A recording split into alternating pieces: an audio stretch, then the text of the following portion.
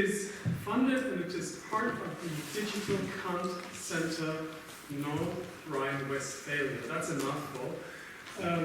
Anyways, that's a center that was only started last year. It's been running for a few years.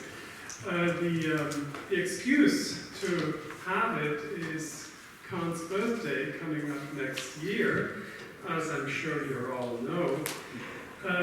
It was sort of the person who thought of this is sitting here amongst us. It's Dieter Schönecker. He's the center director and the person who cooked it all up. So we wouldn't be here if it wasn't for him. Thank you very much.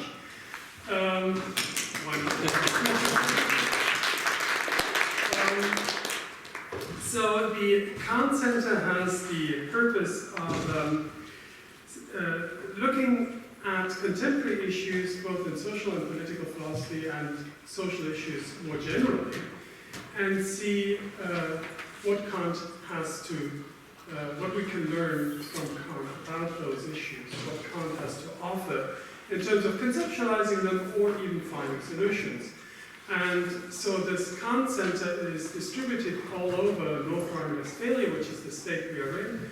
And the Cologne part has to do with epistemic authority, expertise, autonomy. So that explains the theme of this conference. In addition, there are two center topics for Bonn. In Bonn, they work about migration and international peace. In Bochum, about poverty and climate change. And in Siegen, about cognitive sciences and the right to education. Since we are already a little late, I'm not going to give an intro to the topic, because I'm sure we're going to hear this in the talks anyways. There are just a few organizational things I would like to mention. We're going to have a dinner tonight, and we can walk together from here. It's walking distance. The dinner is all paid for on the house. The drinks, however, you'll have to pay by yourself. Then the second thing is, you see a camera here. It's called the Digital Kant Center, which sort of suggests that the things that happen live will be available later on as well. Now, of course, it's your prerogative to either say yes or no to whether or not we can film you. And then once we do, it's again your prerogative to view the videos to see whether you're happy with the results or not, whether we should, beep certain words like Kant, or whatever. So that's for you to decide. But I would ask you before you're up, and this is both commentators and speakers, before you're up, whether you could signal to me or to Hatice whether or not you're okay with that. Another organizational thing is that we are planning or toying with the idea, I guess is the right term, of putting together an anthology on this topic, which, at least to my knowledge, there isn't such an anthology on Kant and epistemic autonomy and authority. So I think it would be worthwhile doing. Again, at some point during the conference or later on, I would be grateful if you could let me know whether you're in principle interested in contributing to such a volume.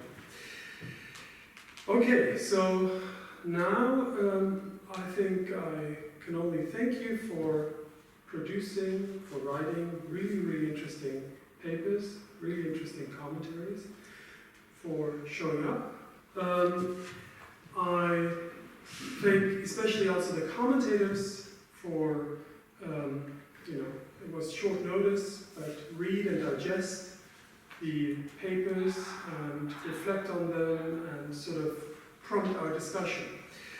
And lastly, thank Hatice and Audrey, who stepped out for all of the organizational help that was needed for putting this up. Okay, so that's from my side. The first talk is by Alix Cohen, And we have a hand up. Why don't you come up? Thank you, Robert. Okay, well, hi everyone. My name is Alix, and I'm going to talk to you today about epistemic autonomy in Kant. And so this paper is part of a kind of larger project that I've been working on for a few years now. And so what I thought I'd do, so I gave you a very detailed handout in the hope that you find it helpful to follow the talk. And since, especially at the beginning, the first part of the paper builds on all the work, and so I just kind of, try to go a bit faster on this part, and then focus more late on the latter part, which is the kind of more newer stuff. But I mean, yeah, obviously, feel free to raise problems with all of it. So the aim of today is really to defend the Kantian view of epistemic autonomy, at least as I interpret it, against some kind of objections that have been raised in contemporary debates about epistemic autonomy. And so what I do is I start from, what a number of contemporary philosophers call epistemic autonomy, go through, very quickly through the kind of problems they have, as I'll show there's two main problems with it, and then I briefly go through what I think the Kantian conception of epistemic autonomy is, and then the meat of the paper is really to try to show why, on my reading of it, Kant's view doesn't fall prey to these kind of objections. So that's what I'll be doing. Okay, so, in contemporary debates, a bunch of people define epistemic autonomy as an account that champions epistemic individualism to the point that the subject is the only legitimate source of belief. What's interesting is, of course, this conception is often attributed to Kant, and I cite a bunch of people who do that. And just to be clear, the O'Neill I mentioned is John O'Neill, who, and not Nora O'Neill, so just, so when I say O'Neill, it's John O'Neill. So this conception of epistemic autonomy as epistemic individualism is attributed to Kant on the basis of a bunch of, textual passages that we're all familiar with. So have the courage to make use of your own understanding, and the maxim that recommends to think for oneself. So, it's not like it's not grounded. Of course, Kant does talk about can seem to give us reasons to think about epistemic autonomy as epistemic individualism. The thought being, being epistemically responsible requires to be epistemically autonomous in the sense that it requires that we rely on our own cognitive faculties alone. Okay, so what is wrong with this view? When in the literature, people raise lots of objections against it, but I think there's really two big camps. So the first objection is that epistemic autonomy, as I just defined it, is irrational. And so I put a couple of quotes by Fricker and Hardwick. I just go through one of them. So the supposedly ideal epistemically autonomous agent who trusts no one else's word is shown to be really an irrational dogmatist, for such extreme purism restricts how much one can come to know very severely. So it would be irrational to champion epistemic autonomy, because if you do that, then you know very little, in effect, because you're just on your own. So it is irrational to hold such a position. The second objection is that epistemic autonomy is inconsistent. And so John O'Neill in particular, who ascribes to Kant a version of epistemic autonomy as epistemic individualism, shows that it's inconsistent with Kant's view, because he recommends that we should rely on testimony and others' contribution to knowledge and so on. And so if so, then it would lead to epistemic heteronomy or dependence on others. And so in that sense, it's an untenable position from a Kantian perspective. And Zapleski raises this objection not just to the Kantian view, but to the kind of general view. Okay, so those are the main objections, and my aim is to show that the Kantian view doesn't fall prey to these. And I do that by arguing for two claims. So the first one is that epistemic autonomy does require the epistemic contribution of others, and I call that the kind of epistemic communitarianism dimension of Kant's account. And the second claim I make is that epistemic communitarianism doesn't give rise, sorry, there's a typo, to epistemic heteronomy, because it requires, because epistemic communitarianism requires the exercise of epistemic autonomy. So that's the two claims I'll be defending today. But before I do that, let me very briefly tell you about my account of Kantian epistemic autonomy. So, of course, lots of debates within Kant scholarship about what autonomy consists in, and I would be crazy to even, get into any of this. And so I want to start from a very, hopefully kind of uncontroversial, if there is such thing, definition of autonomy as reason's capacity to will independently of alien causes by legislating its own laws and conforming to them. Something like that. So based on groundwork, but obviously a whole bunch of texts. And so of course we're all familiar with moral autonomy as self-legislation, so the capacity to will according to morally good or permissible maxims, and doing so from the right motive. So the thought is, let's use this conception of moral autonomy as a kind of basis or ground to think about what epistemic autonomy consists in. And so, again, this is something that I've done, in other work, and so I won't really justify the view here. But the view I've defended is that there's one obvious problem with epistemic autonomy is, of course, not of course, but that I believe that on the Kantian view, we have no direct control of our beliefs, and so the kind of normative control we have has to be indirect through some kind of indirect doxastic voluntarism. And so, in my view, it goes through something like epistemic maxims. So, what is an epistemic maxim? It's the subjective principles I have adopted and on which I base my doxastic activity. And by doxastic activity, I mean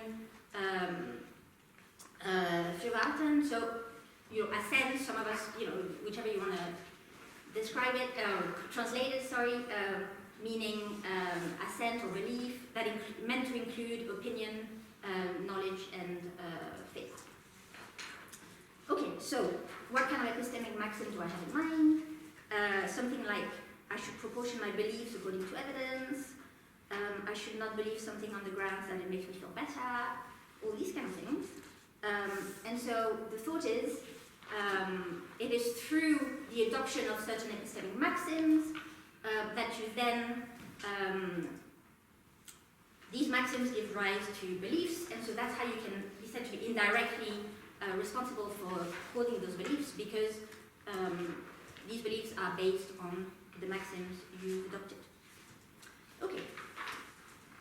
So implications.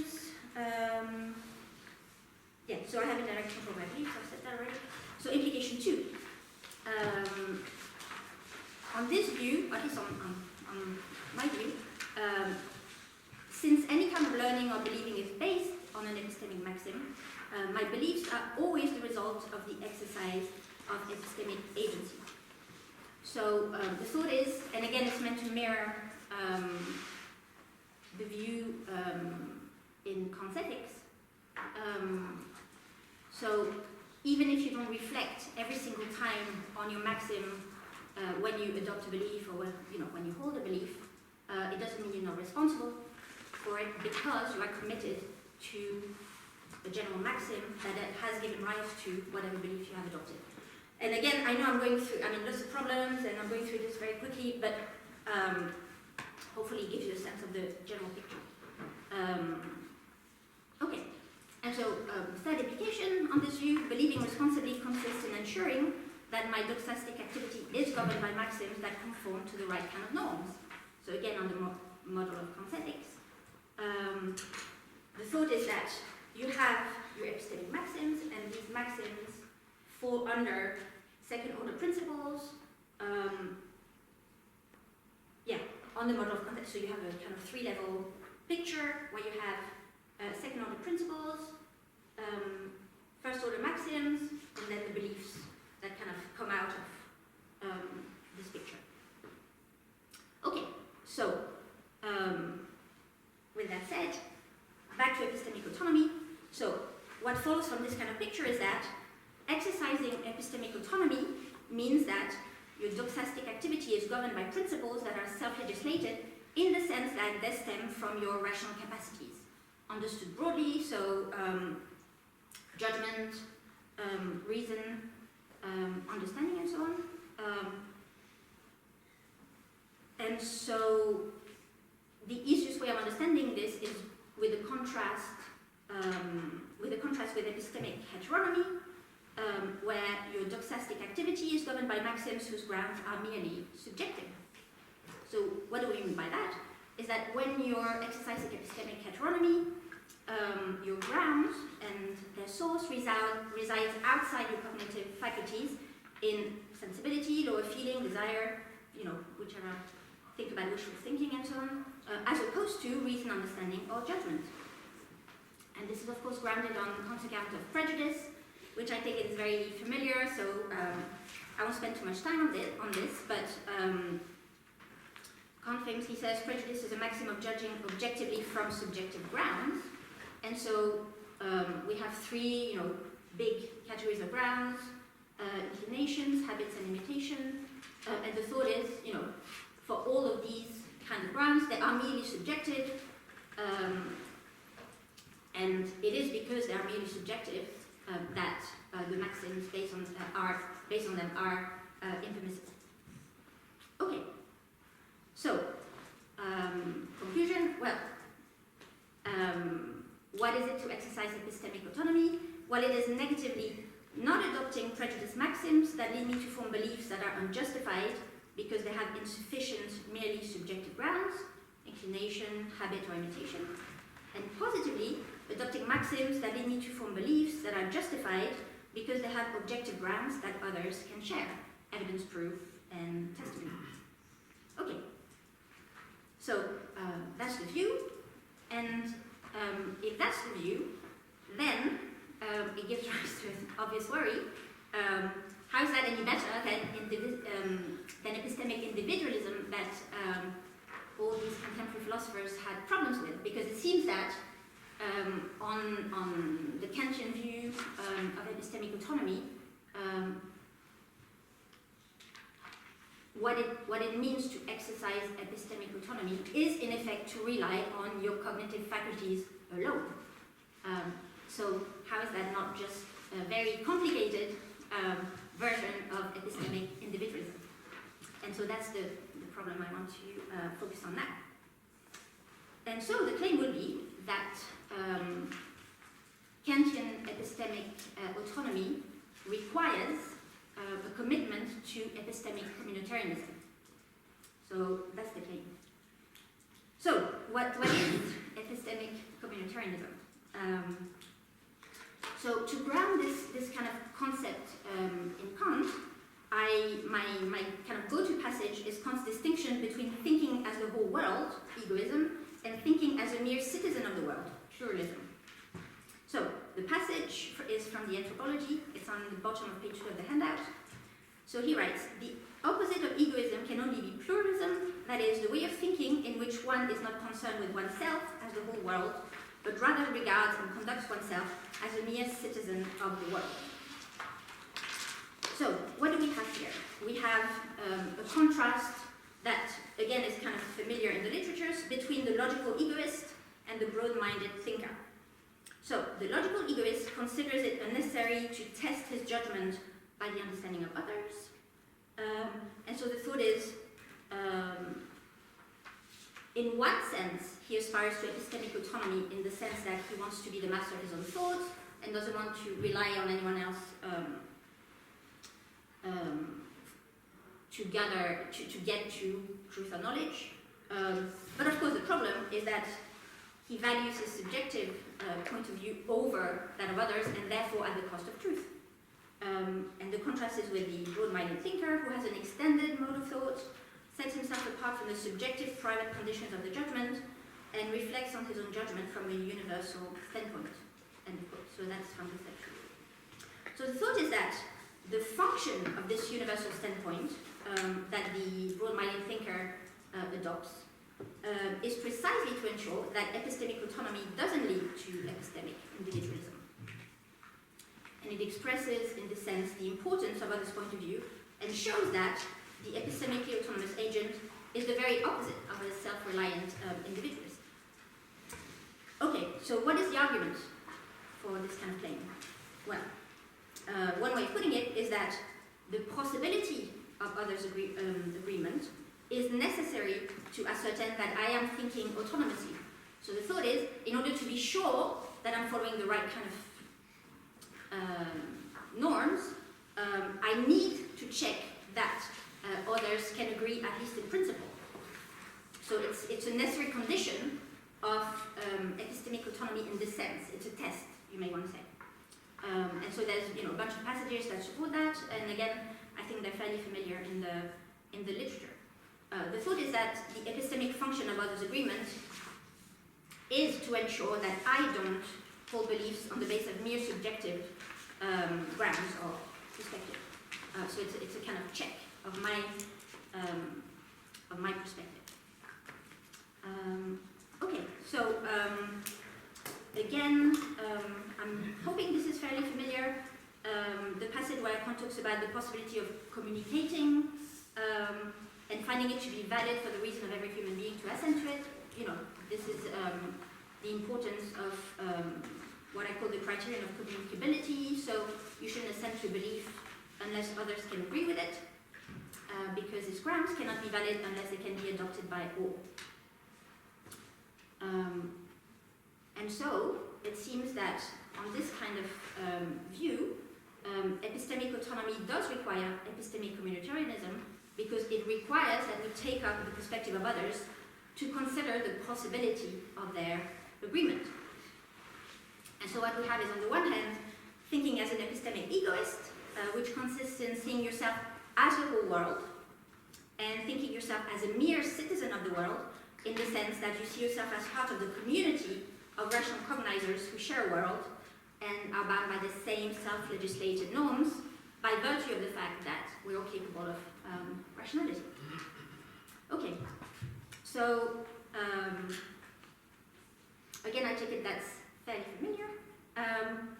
But the problem with this kind of view is that there's a fairly straightforward objection, namely that the function played by the epistemic community here is merely formal. So we all know that you test, whether it's in ethics or in epistemology, you universalize, you test could others agree with it, and if they could, even if they don't, then it's fine, and if they couldn't, then it's not impermissible, and voila.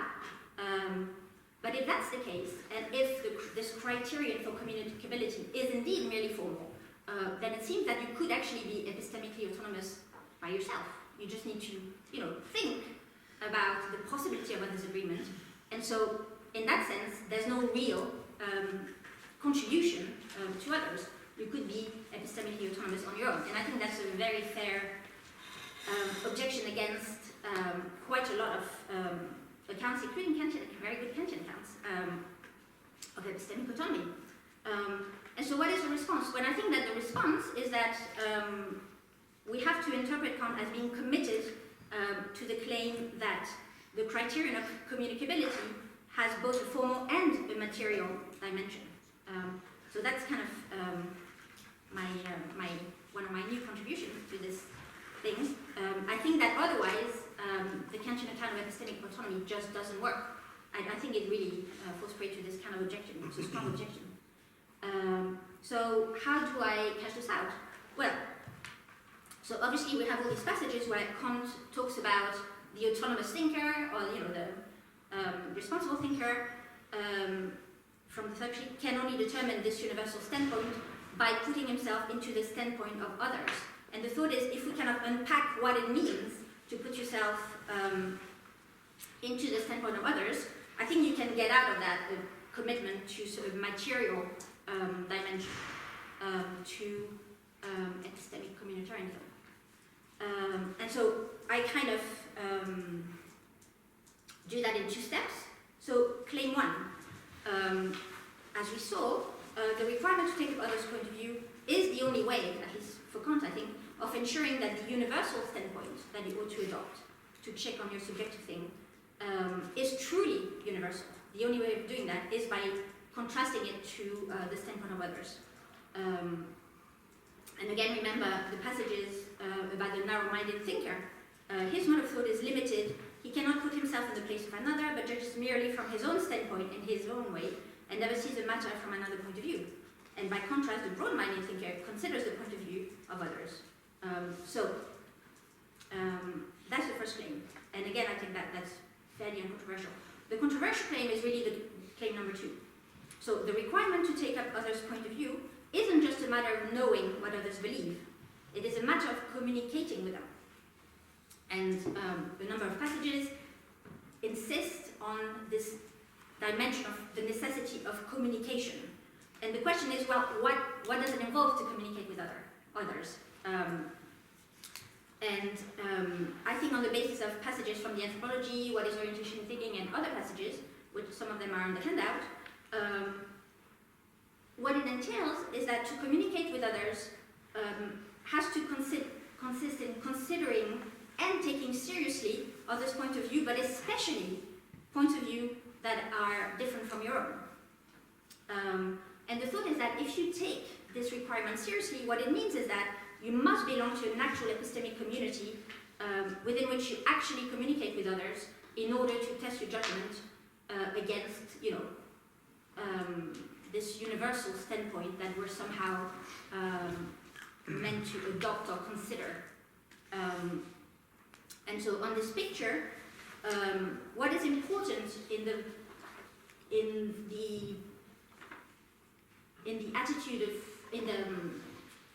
the activity of communicating with others is not just to consider the possibility of others' agreement, but actually confront yourself with not just others' beliefs and perspectives, but with the perspectives that actually disagree with yours. And it's the only way, through this confrontation with contradiction, that you can ensure that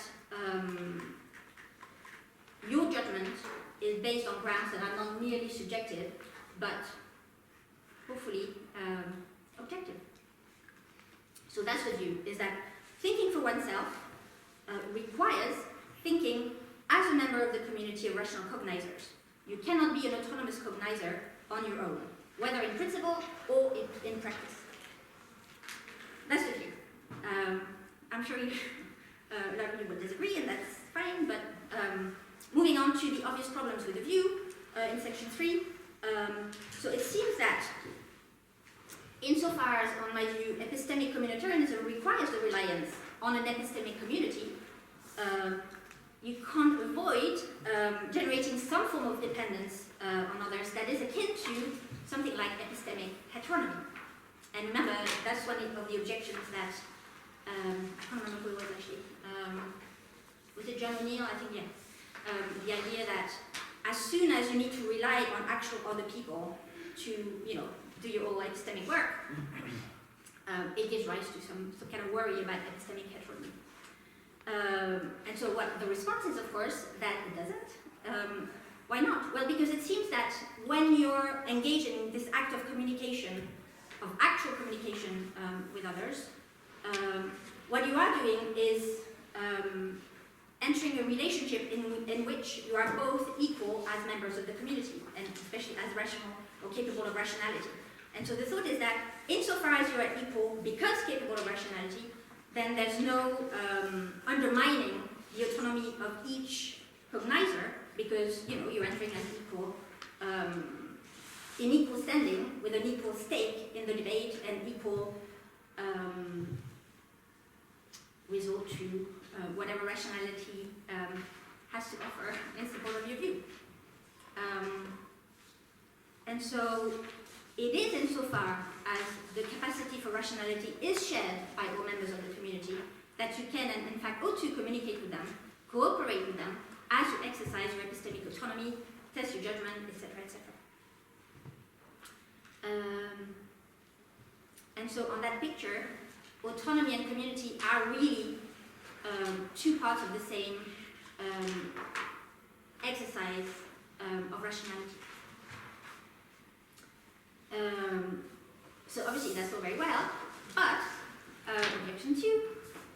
The problem is that when you consider other people's viewpoints in this way, in this activity of communicating with each other, you are relying on their testimony, and if you are, then it seems that you are not equal to the testifier. Why not? Well, because they know what they think, they know why they think what they think, and you don't.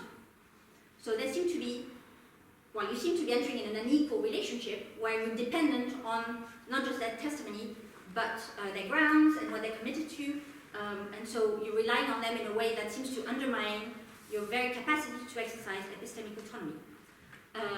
And so that's why, again, in contemporary literature, the thought is that the very act of relying on others' testimony means that you have to defer to their authority, and thereby you must renounce the exercise of epistemic autonomy. That's the kind of objection in the literature. And so the response, I think, is that you are the one conferring authority to others. And so, insofar as you remain the one in the position to determine what to accept or not, it doesn't mean that you're deferring to someone else's authority and relinquishing your own authority.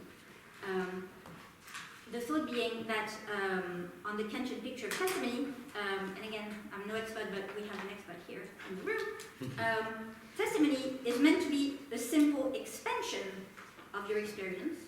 And so in that sense, it's subject to the same kind of norms that govern knowledge in general.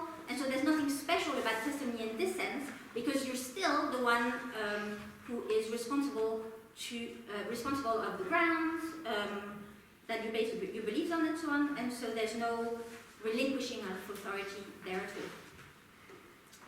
all. Okay. And now, final objection. It seems that you still have a problem with the testimony based on experts. Why? Well, because it seems that when you rely on expert testimony, you are not their equal in the stronger sense, because you are unable to assess either the content of their testimony, the grounds of their claims, or even their standing as experts. And that's why the reliance on experts is often described as an act of trust. When an expert testifies, you believe them or not, of course it's up to you, but it seems that you have no means to actually engage with them on an epistemic level. And so that would be the difference between the problem with testimony in general and the problem with expert testimony. It seems to add an extra kind of burden that means that you have to relinquish the exercise of your epistemic authority in that case. And the response, is that, of course, experts have knowledge that you don't have, but their standing as experts is itself assigned through external authorities. And insofar as these authorities have a standing, it is a standing that you can accept or not. And so the thought is that even when you rely on expert testimony, you have to exercise epistemic autonomy, because it's up to you whether you are willing to accept the authority of the expert via the external authority that grants them their expertise. And obviously this, was obvious in all the recent COVID stuff, when you could see that you had a whole bunch of experts who were disagreeing with each other, and it seemed very clear that, you had to exercise, as a viewer or as a listener, you had to exercise your epistemic autonomy to decide which ones you were going to go for. Whether it's the kind of weird French guy in Marseille who was really into the, what is it called, the chlorine, the weird stuff. Yes. I mean, he was the head of a massive French lab and had a lot of state money for years, and so he was an authority in his field, and yet, some people gave him credence, others didn't, and so it was very clear in this kind of cases that even when you have expert testimony, you have to exercise your epistemic autonomy in order to decide which authority to trust. And so for me, that was a real kind of clear case where it requires the exercise of epistemic autonomy. And I think that really generalizes to a lot of most cases of expert testimony. And so what that implies, at least on my picture, is that even when you're committed to epistemic communitarianism, you are thereby, or it entails that you must be committed to the exercise of epistemic autonomy.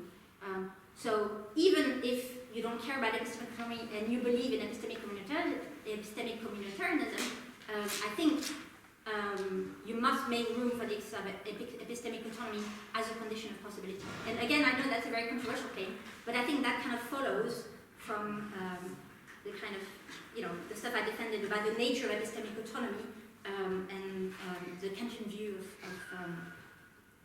of epistemic normativity that underlies it. Okay, so summing up, let's go back to our contemporary objections.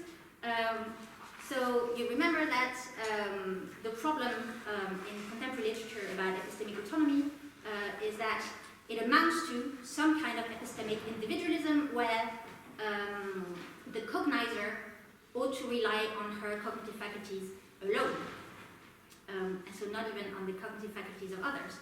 And what I've tried to argue is that that doesn't apply to, so it might apply to some versions of epistemic autonomy, but it doesn't apply to the Kantian version, or at least my Kantian version of epistemic autonomy, because as I've tried to show, epistemic autonomy is not irrational because it requires a commitment to the epistemic contribution of others, what I've called epistemic communitarianism, and then I've argued that being committed to epistemic communitarianism doesn't mean that it leads to epistemic heteronomy, because epistemic communitarianism entails a commitment to the exercise of epistemic autonomy, to make it viable. And so in that sense, you can't have one without the other. A commitment to epistemic autonomy necessarily leads you to a commitment to epistemic communitarianism, and this commitment is not incompatible. In fact, its condition of possibility is itself the exercise of epistemic autonomy, and so we end up with some kind of virtuous circle, hopefully. And so that's the view, is that what it is to be a responsible epistemic agent on this picture is to see yourself as part of a community of agents who share a world. So it's this thinking as a mere citizen of the world. That's what it means. It means you share a world with your community, with a community, and this sharing a world with a community entails that you must be committed to demands of rationality, and that is the kind of epistemic autonomy. So trying to show that it's all one virtue. So anyway, that's it. Thank you very much.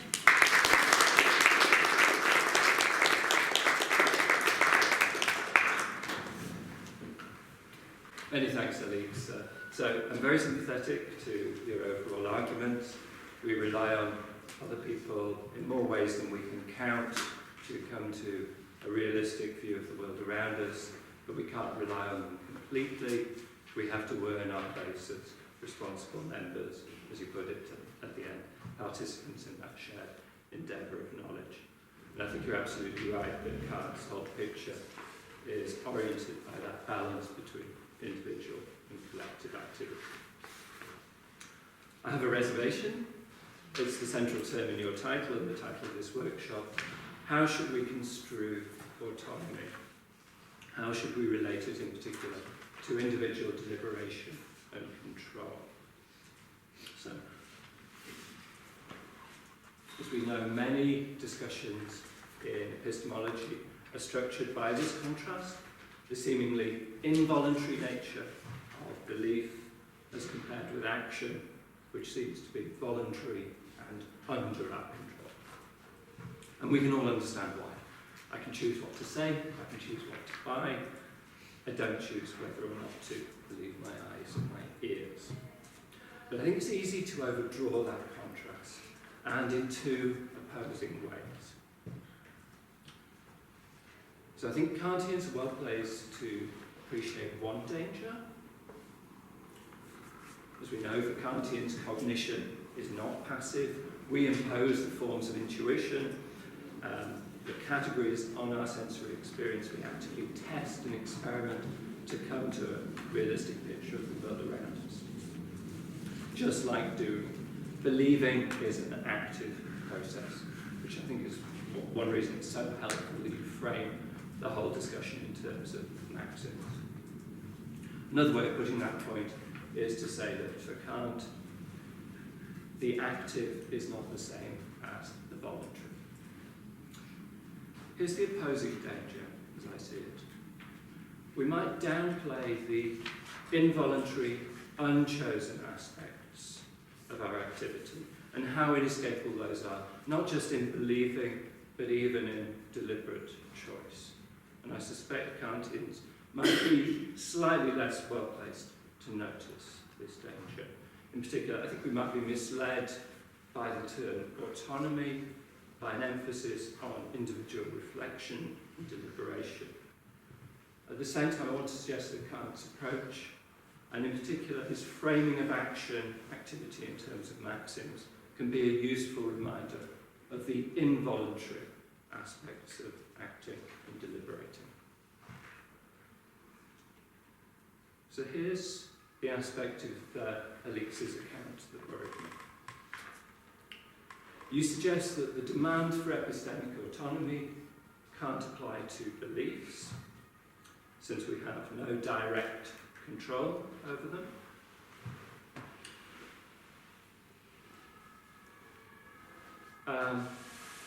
On the other hand, we can indirectly control our beliefs by deliberating about the maxims and principles that should guide them.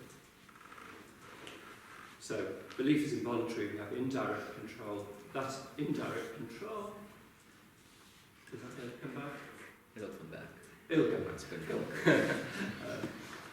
We have indirect control because we can reflect, deliberate about our maxims.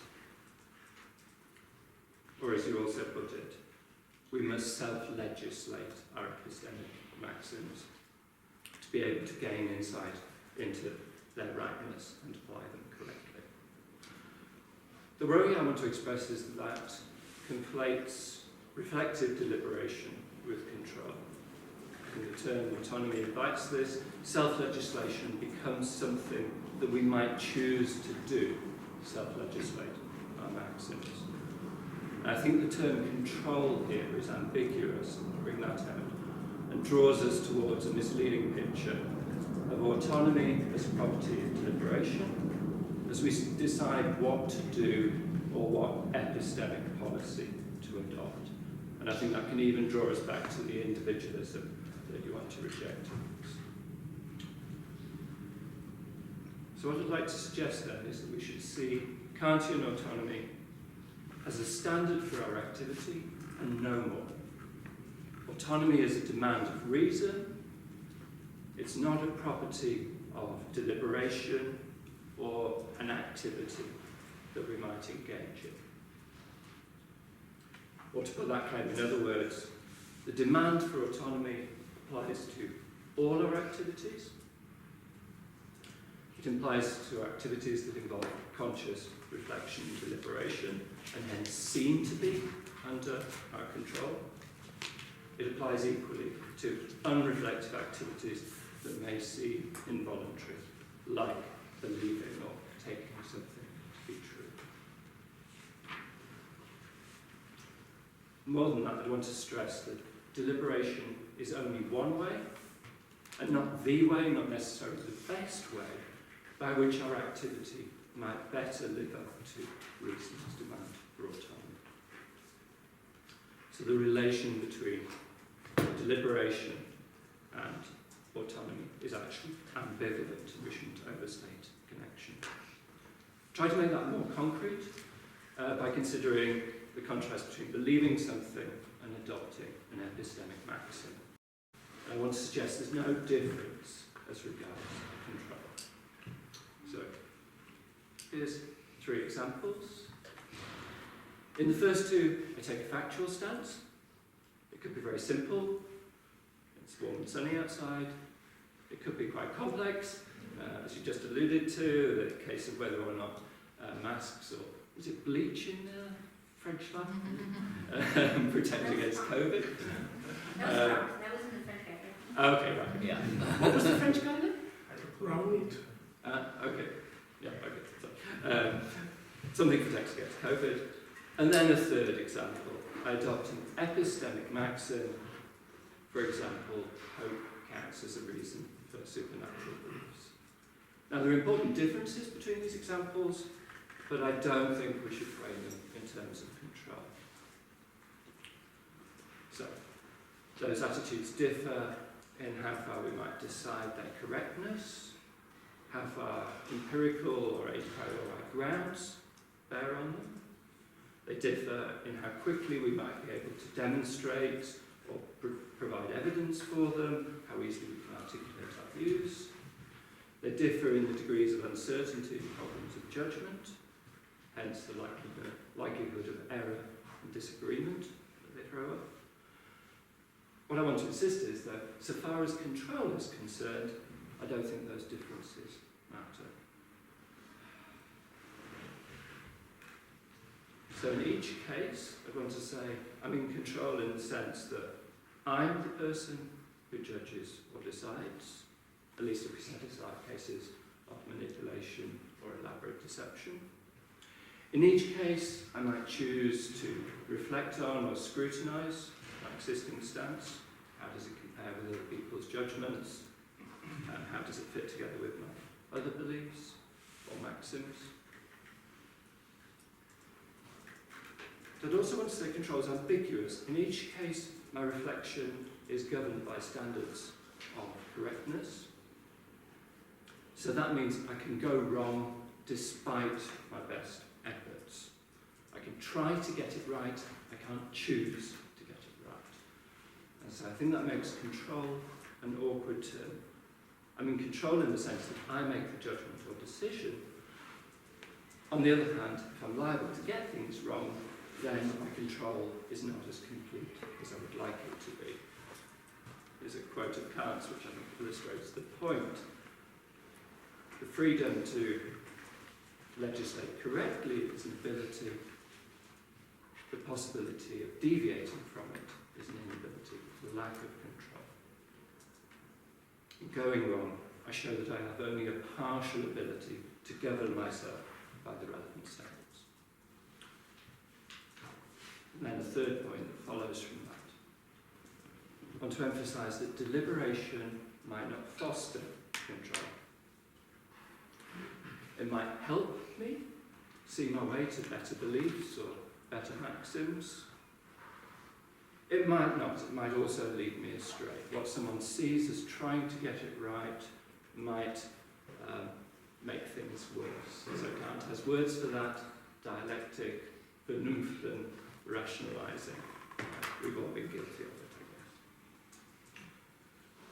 I also want to insist that quite often we can come to a better view of matters without deliberation, perhaps by a sense of what other people are thinking or fitting ourselves into an epistemic community. All sorts of ways we come to revise our beliefs without reflective deliberation. I might just find that spirit seers or the belief in immortality are no longer credible to me. I didn't reason my way to that conclusion, but somehow I found that my beliefs better lived up to a maxim: do not use hope as a basis for supernatural beliefs. And I think Kant has some sympathy for this view of reflection. He will sometimes talk about it as something that happens in the background without our conscious awareness. He refers to logical tact in the anthropology, for instance. Let me put that in terms of Kant's account of maxims. As we know, that term has a double meaning in Kant, and you very helpfully stressed, Alix, the active meaning whereby we deliberately adopt choose to act on a maxim. Think for yourself, think in place of others, think consistently. But Kant also insists that we act on maxims regardless of whether or not we deliberate about them, regardless of whether or not we choose in the light of them, regardless of whether or not the maxims I want to believe in or adopt reflect my actual activity. And that applies, I think, to not just to moral conduct, but also, as you stressed, to epistemic, doxastic, deliberative content. Another way of putting that is, our activity, this is the basic Kantian postulate, must always be reckoned to us, zugerechnet, attributed, ascribed to the agent. I take it the same idea has to apply to epistemic activity, to mental agency. I take things to be true or false in terms of maxims, regardless of whether or not I've deliberated on them, regardless of whether or not they can form to my avowed or conscious views. So I might have a philosophical theory, just for example, that says hope is not a basis for supernatural belief, and yet still find myself believing in personal immortality. So let me try and sum that up in terms of two meanings of control, which I alluded to before. Some people show healthy common sense, what Kant will also sometimes call mother wit. Some people have a good nose for charlatans and bullshit. I think we're allowed to say bullshit now, since that turned popular. They might not be very articulate about that. They might find it hard to say, for instance, why they find somebody untrustworthy and unreliable and instinctively recoil from them. They might not deliberate consciously about their epistemic maxims or exercise direct control over them. On the other hand, their activity and their effective maxims exemplify the sort of control, the sort of epistemic responsibility that really matters for autonomy as a standard for belief. The sure, steady ability to see what's around them and to know, to realise when mistrust is called for. So, understood as a standard or demand of reason, autonomy governs their cognitive activity, but the maxims don't issue for some especially reflective or deliberate process of deliberation. And as I've been stressing, deliberation can go wrong. It's no substitute for common sense and a good nose for charlatans. And I just close with the thought that know all those people who thought they were in control and did their own research and saw themselves as autonomous. That's no use.